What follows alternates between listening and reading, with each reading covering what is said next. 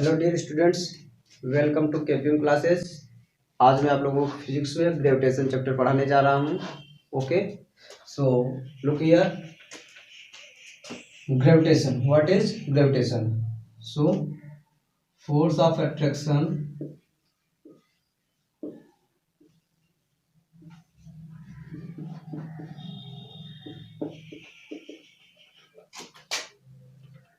acting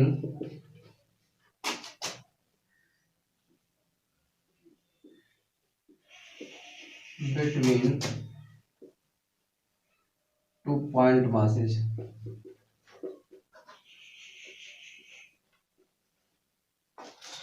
Force of attraction acting between two point masses is called gravitation.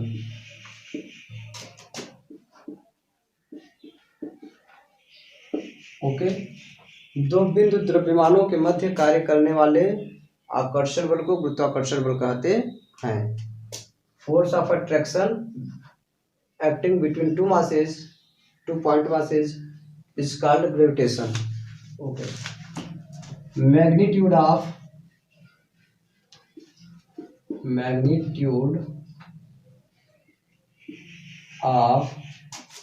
Gravitation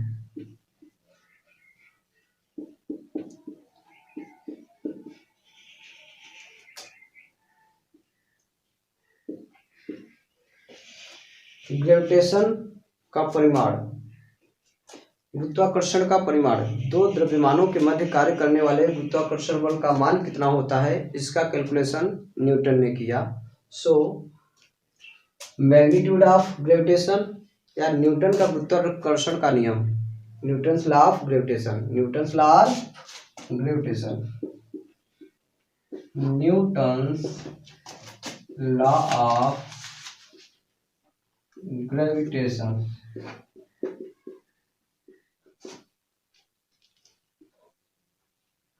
Newton ने दो द्रव्यमानों के मध्य कार्य करने वाले गुरुत्वाकर्षण बल की गणना किया और एक नियम दिया जिसे न्यूटन्स लॉ ऑफ ग्रेविटेशन बोलते हैं।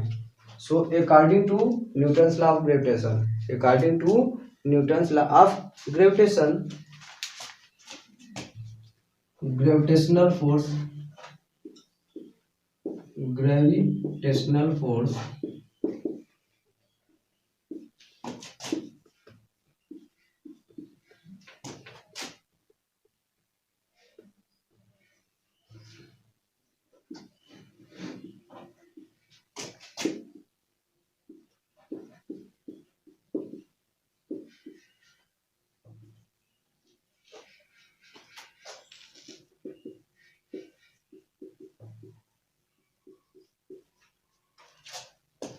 gravitational force between two point masses is directly proportional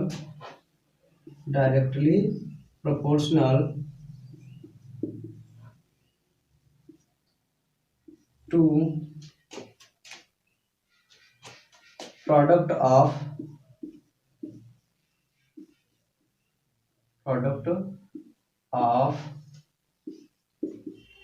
masses and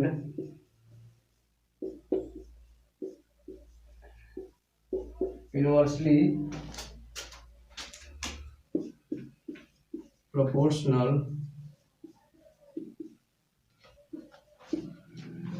proportional to the square of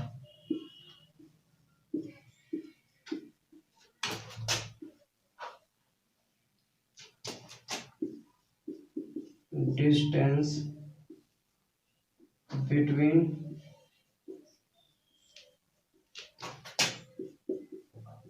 them. Okay, so what is Newton's law of gravitation? Look here, gravitational force between two point masses is directly proportional to product of their masses and inversely proportional to the square of distance between them. Okay, so look here, suppose m1 mass and another mass is m2. These are placed to each other from r distance. m1 द्रव्यमान और m2 द्रव्यमान के दो पिंड हैं जो कि एक दूसरे से स्मॉल r दूरी पर रखे हुए हैं या स्थित हैं। तो इनके मध्य कार्य करने वाले गुरुत्वाकर्षण बल का मान जो होगा according to Newton's law, force of attraction और gravitational force is directly proportional to product of their masses m1 into m2, okay, and f is inversely proportional to the square of the distance between these two masses, 1 upon r square. So here we see according to Newton's law of gravitation, okay, so look here there are two masses that are m1 and m2 place r distance to each other. m1 और m2 द्रव्यमान के दो पिंड हैं जो कि एक दूसरे से स्मॉल r दूरी पर स्थित हैं। तो according to Newton's law of gravitation f is directly proportional to product of their masses and inversely proportional to square the distance between them. ठीक है, तो न्यूटन ने दो द्रव्यमानों के मध्य कार्य करने वाले गुरुत्वाकर्षण बल की गणना किया और एक नियम दिया जिसे न्यूटन का गुरुत्वाकर्षण नियम कहते हैं।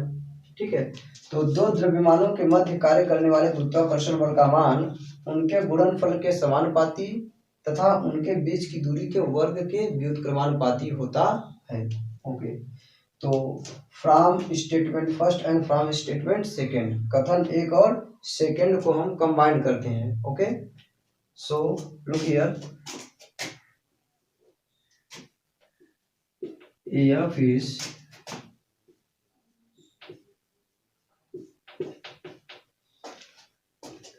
after combining these two statements of Newton's law of gravitation, we get f is directly proportional to m1 m2 upon r square. Okay, so यदि हम अनुक्रमानुपाती या समानुपाती के चिन्ह हटाते हैं तो एक नियतांक आता है, बराबर का चिन्ह आता है। तो बराबर का चिन्ह और यहाँ एक कैपिटल जी जो कि है नियतांक m1 m2 upon r square. Okay,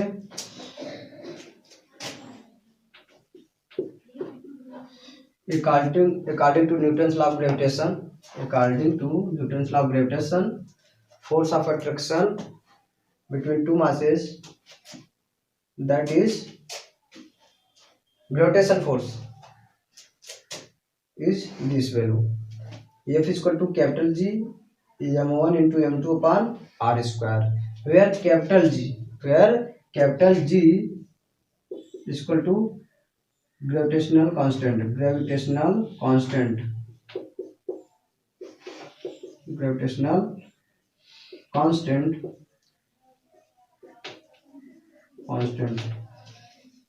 capital G को क्या कहते हैं, गुरुत्वाकर्षण नियतांक कहते हैं और इसकी वैल्यू हमेशा हर जगह, ठीक है, पूरे यूनिवर्स में सेम होता है, इसलिए इसको कैपिटल जी को दूसरे शब्दों में लिख सकते हैं आर यूनिवर्सल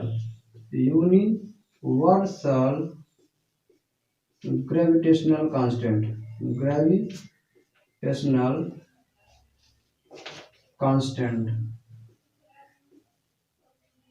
ओके, दो द्रव्यमान m1 और m2 है जिनके बीच की दूरी r है, तो उनके बीच गुरुत्वाकर्षण बल का मान जो होगा capital F equal to G m1 m2 पर r स्क्वायर होगा, जहाँ कैपिटल G क्या है, गुरुत्वाकर्षण नियतांक या सार्वत्रिक गुरुत्वाकर्षण नियतांक होता है। Okay, so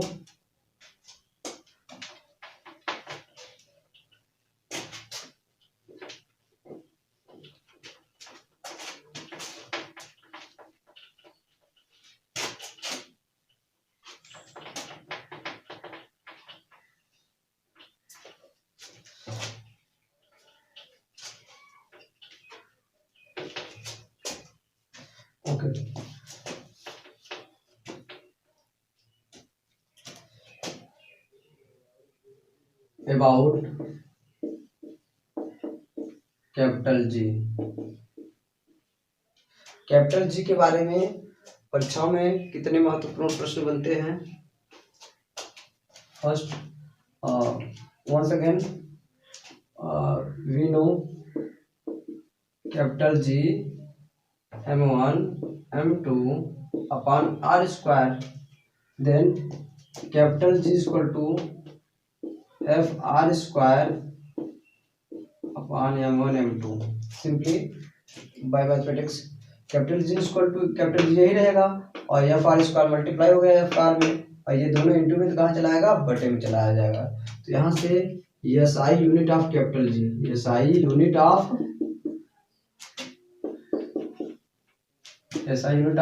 capital G.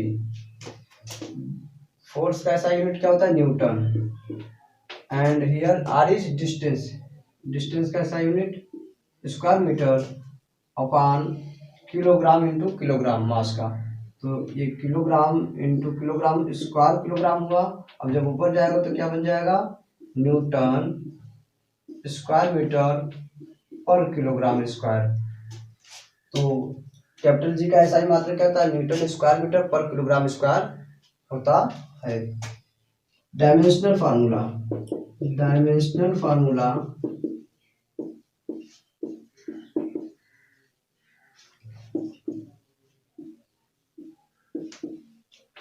Of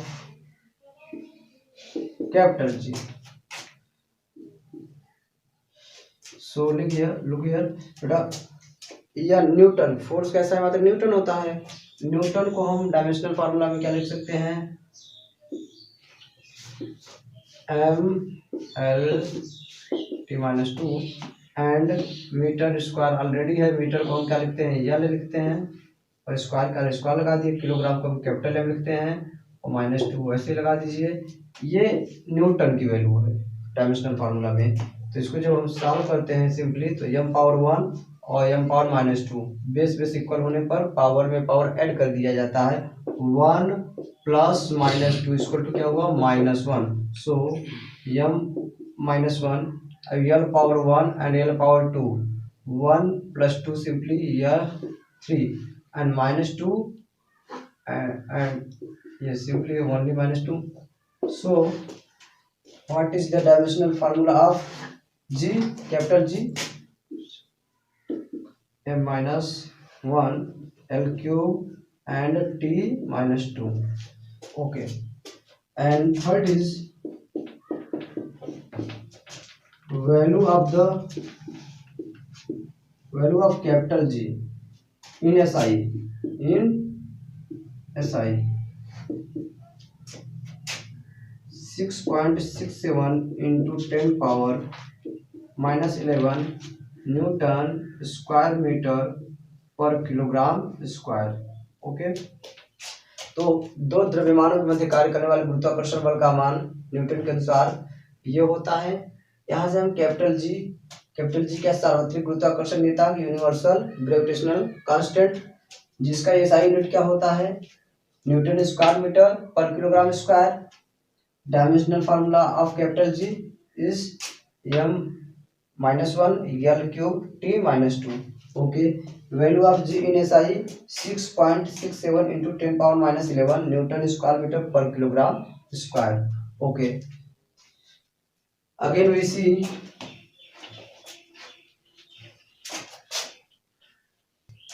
okay, so about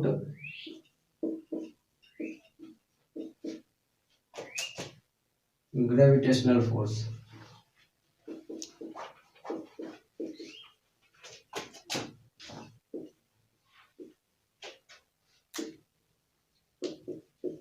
About gravitational force. Okay, first direction of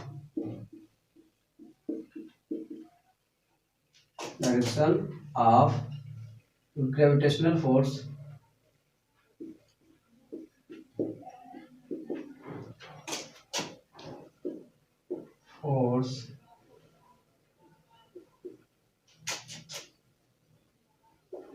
is along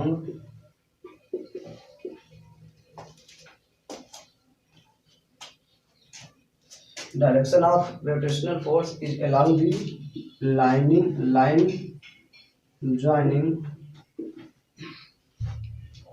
line joining two masses. Okay, दोनों द्रव्यमानों को मिलाने वाली सीधी रेखा की दिशा में ग्रेविटेशनल फोर्स की दिशा होती है। And second is gravitational force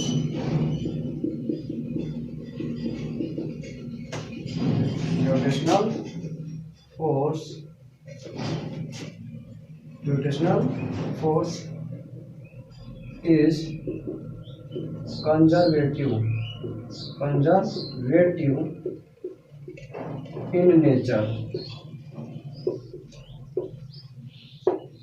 gravitational force एक संरक्षी बल होता है।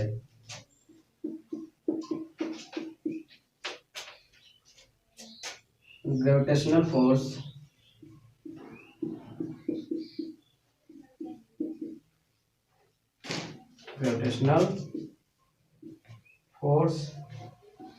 always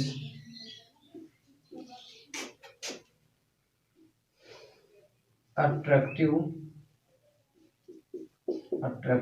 in nature. And next is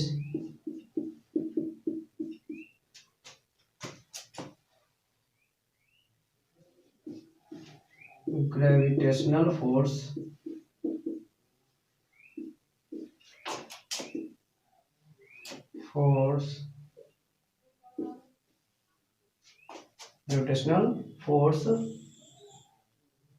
is weaker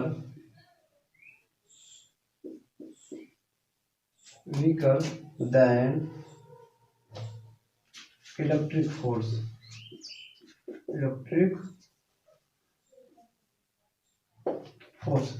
तो दो द्रव्यमानों के मध्य कार्य करने वाला जो गुरुत्वाकर्षण बल होता है, कैपिटल F इक्वल टू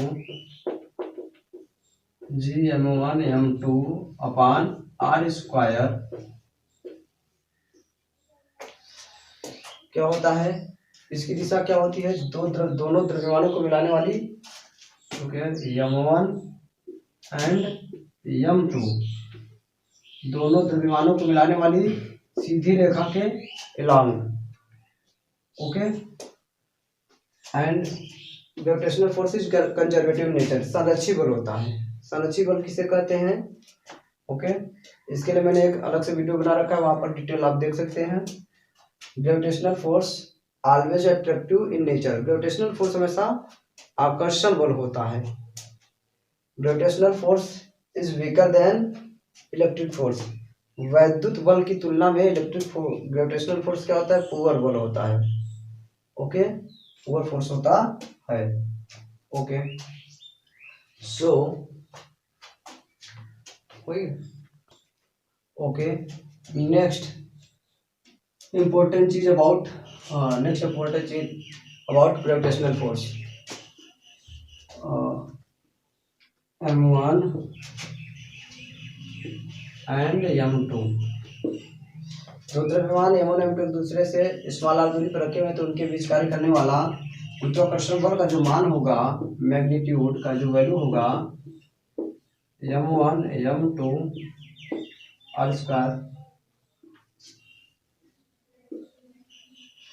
जैसे कि हम लोग जानते हैं ऑलरेडी। अब न्यूटन का गुरुत्वाकर्षण का नियम Newton's third law of motion को फॉलो करता है, क्रिया प्रतिक्रिया का नियम। ओके, तो m1 द्रव्यमान द्वारा m2 पर कितना फोर्स कार्य करेगा, F।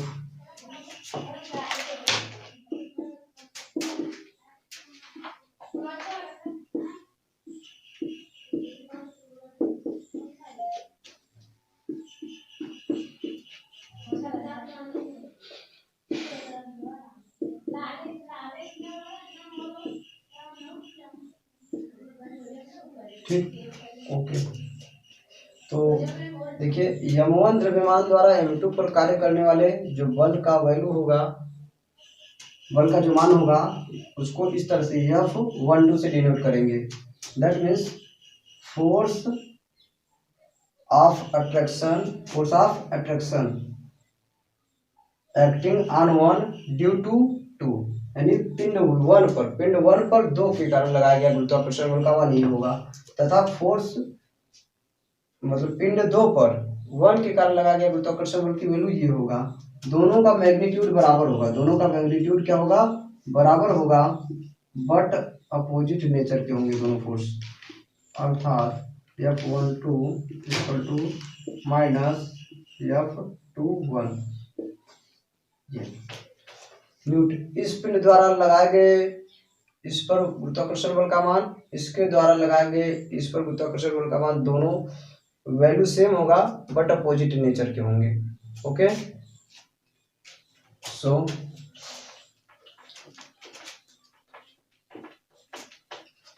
जैसा कि हमने देखा न्यूटन का गुरुत्वाकर्षण का नियम, अब नेक्स्ट टॉपिक इसमें आएगा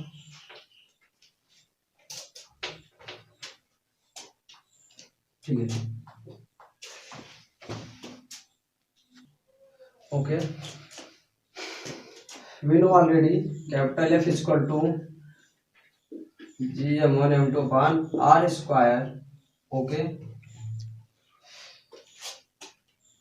न्यूटन के गुरुत्वाकर्षण के नियम से m1 और m2 दो द्रव्यमानों के मध्य कार्य करने वाले गुरुत्वाकर्षण का मान जो कि एक दूसरे से समान दूरी पर है ये है, यदि उनके बीच की दूरी प्रारंभ में r1 है ऐसा मान लिया जाए, और यदि उन्हीं पिंडों के बीच की दूरी सेम मासेज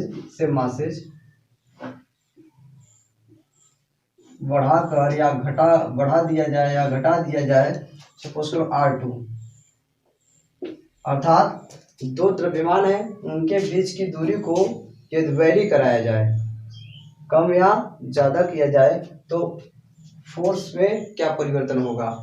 तो जैसा कि हम लोग जानते हैं F is inversely proportional to r square होता है। ओके, r स्क्वायर होता है, तो यहाँ से F1 upon F2 equal to R2 upon R1 का होल स्क्वायर, ये बहुत इंपॉर्टेंट एक रिजल्ट आता है। ठीक है, मतलब फोर्स क्या होता है, दूरी के क्या होता है, अपोजिट होता है। डिस्टेंस ज्यादा होगा तो फोर्स कम होगा, डिस्टेंस कम होगा तो फोर्स ज्यादा होगा। तो यहाँ से हम समझ पा रहे हैं फोर्स डिस्टेंस क्या होता है, अपोजिट होता है। तो यहाँ 1/2 तो यहाँ 2/1, F1 upon F2 equal to R2 upon R1 का whole square. This is most important result that are derived from gravitational force law of Newton's law। Okay, तो नेक्स्ट टॉपिक है ग्रेविटेशन का, मैं आपको बताने जा रहा हूँ ग्रेविटी।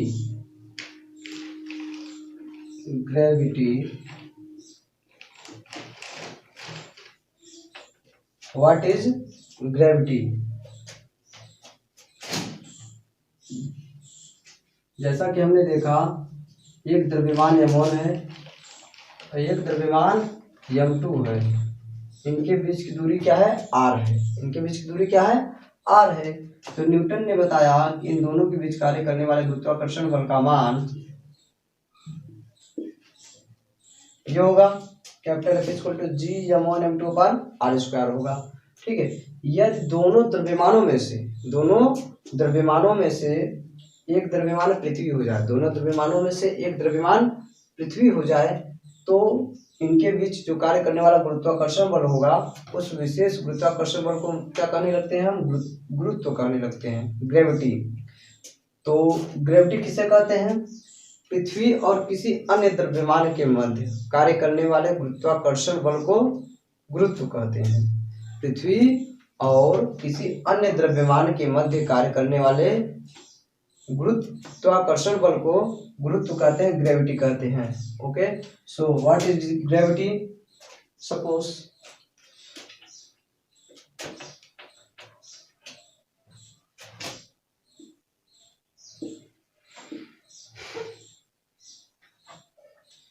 दो द्रव्यमान है जिसमें से एक द्रव्यमान पृथ्वी है, एक द्रव्यमान कोई भी अन्य हो सकता है, उसको ये हम कंसिडर कर दे रहे हैं। ओके, तो यमी का मतलब mass of earth and here is another mass. Okay, तो what is gravity, what is gravity. Okay, look here, what is gravity?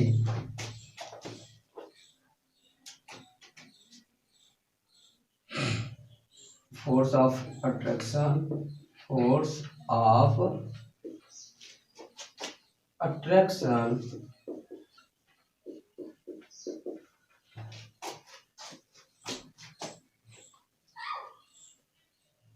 acting, force of attraction acting earth and other masses is called gravity। अर्थात दो द्रव्यमानों के मध्य कार्य करने वाले गुरुत्वाकर्षण बल को आकर्षण बल को गुरुत्वाकर्षण बल कहते हैं। उन दोनों द्रव्यमानों में से एक द्रव्यमान पृथ्वी हो जाए और कोई अन्य पिंड के मध्य कार्य करने वाले विशेष गुरुत्वाकर्षण बल को गुरुत्व बल कहेंगे।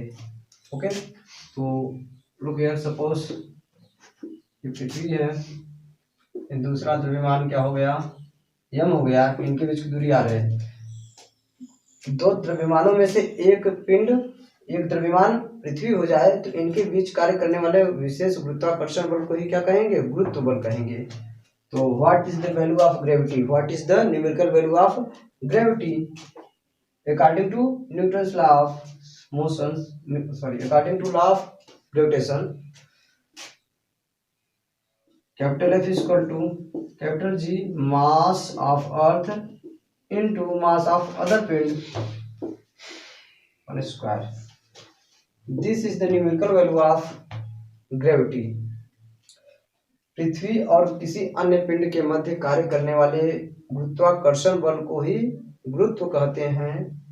And numerical value of gravity is capital F equal to capital G into mass of earth and into mass of another body upon distance between them का स्क्वायर। ओके, तो ग्रेविटी को, आप ग्रेविटी को इस तरह से भी डिफाइन कर सकते हैं, किसी भी पिंड को पृथ्वी जिस आकर्षण बल से, किसी भी पिंड को पृथ्वी जिस आकर्षण बल से अपनी ओर आकर्षित करती है या खींचती है उसको ग्रेविटी कहते हैं। पृथ्वी जिस आकर्षण बल से किसी पिंड को अपनी ओर खींचती है उसको ग्रेविटी कहते हैं। What amount of force of attraction earth attract to another body is known as gravity. Okay, and weight, what is the weight, suppose M mass का एक पिंड जो पृथ्वी की सरफेस पे रखा गया है, पृथ्वी के सरफेस पर रखा गया है, उसका वेट क्या होता है, भार क्या होता है। तो किसी पिंड का जो भार होता है उस पर पृथ्वी द्वारा लगाए गए गुरुत्व बल के बराबर होता है। किसी पिंड का जो भार होता है उस पर पृथ्वी द्वारा लगाए गए गुरुत्व बल के बराबर तो होता है। ग्रेविटी इज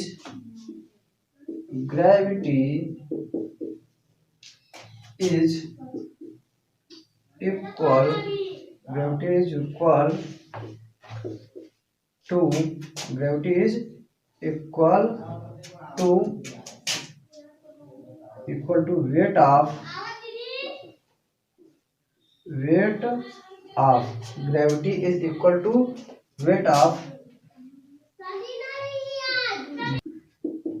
ओके, ग्रेविटी को हम एक तरह से और से डिफाइन कर सकते हैं, जैसा कि मैंने बताया, gravity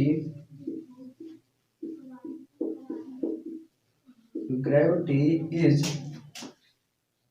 equal to gravity is equal to weight of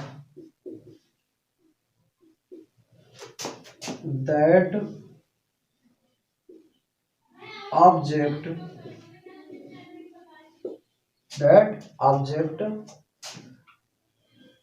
which is placed on the surface of the earth, on the surface of the earth.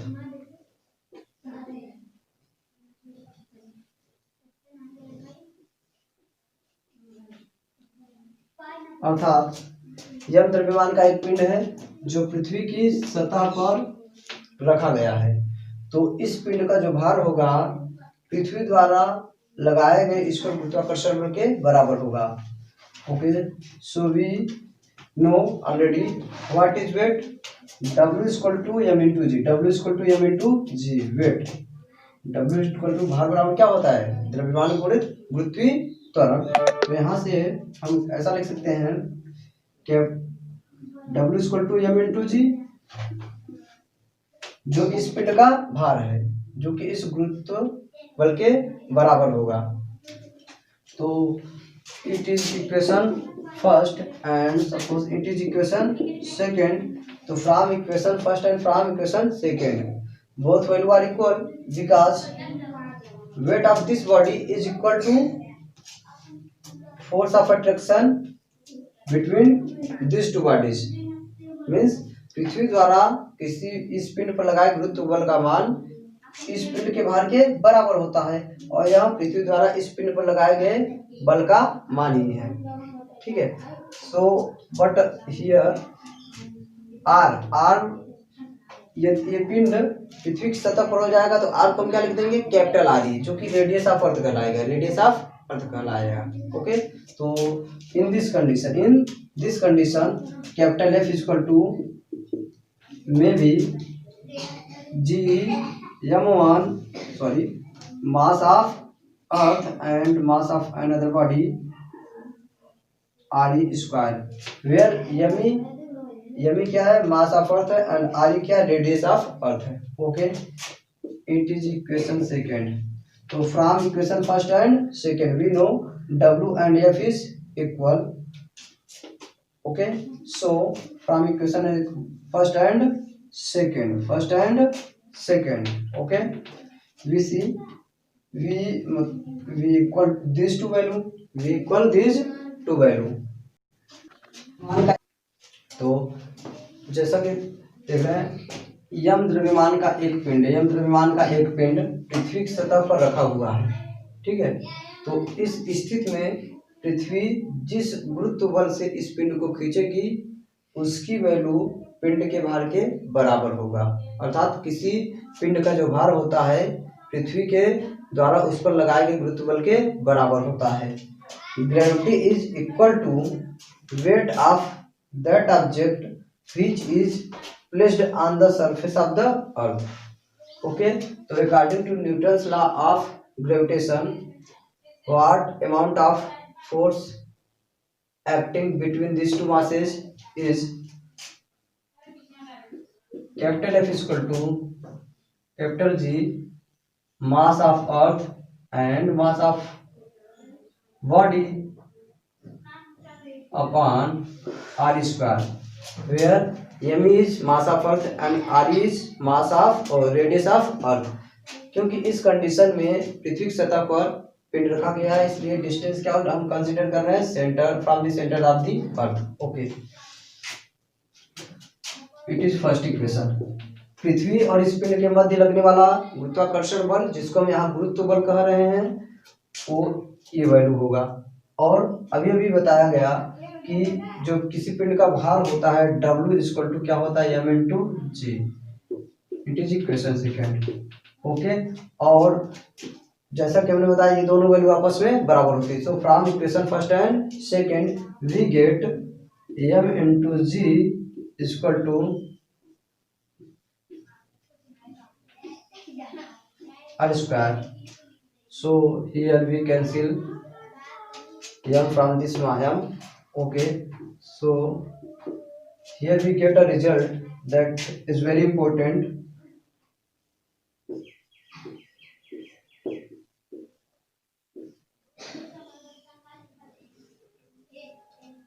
Okay, this is very most important result.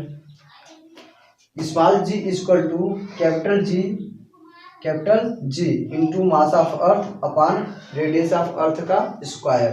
Okay, तो small जी और capital G में relation, जैसे अभी कभी आपसे पूछा जाए small जी और कैपिटल जी में रिलेशन, तो ये स्मॉल जी और कैपिटल जी में रिलेशन भी आप इसी तरीके से डिराइव कर सकते हैं. तो स्मॉल जी और कैपिटल जी में रिलेशन कभी पूछा जाए तो आप इसको बता सकते हैं. और कैसे स्मॉल जी में रिलेशन फाइंड आउट किया गया आपको ये समझ में आना चाहिए. ठीक है, तो स्मॉल जी और कैपिटल जी में रिलेशन आप देख रहे हैं. ओके, तो what is G here, what is G here. Okay, तो नेक्स्ट हम आपको बताने जा रहे हैं जी के बारे में. स्मॉल जी और कैपिटल जी में अंतर है. कैपिटल जी का नाम क्या है, कैपिटल जी किस भौतिक राशि को व्यक्त करता है, किस चीज को, किस नियतांक को. ये कैपिटल जी एक नियतांक है, कैपिटल जी एक नियतांक है, कोई भौतिक राशि नहीं है, जिसका मान क्या होता है 6.67 × 10⁻11 न्यूटन स्क्वायर मीटर पर किलोग्राम स्क्वायर, जिसे सार्वत्रिक गुरुत्वाकर्षण नियतांक कहते हैं. स्मॉल जी यहाँ गुरुत्वीय त्वरण है, गुरुत्वीय त्वरण, acceleration due to gravity, acceleration due to gravity गुरुत्वीय त्वरण है. गुरुत्व बल के कारण किसी पिंड में उत्पन्न त्वरण को स्मॉल जी गुरुत्वीय त्वरण कहते हैं. गुरुत्व बल के कारण किसी पिंड में उत्पन्न त्वरण को गुरुत्वीय त्वरण कहते हैं, उसको स्मॉल जी से व्यक्त करते हैं. स्मॉल जी की जो सरफेस ऑन द अर्थ होता है, पृथ्वी की सतह पर स्मॉल जी की जो वैल्यू होती है 9.8 मीटर पर सेकेंड स्क्वायर होता है पृथ्वी की सतह पर. ओके, तो next topic is about small ji.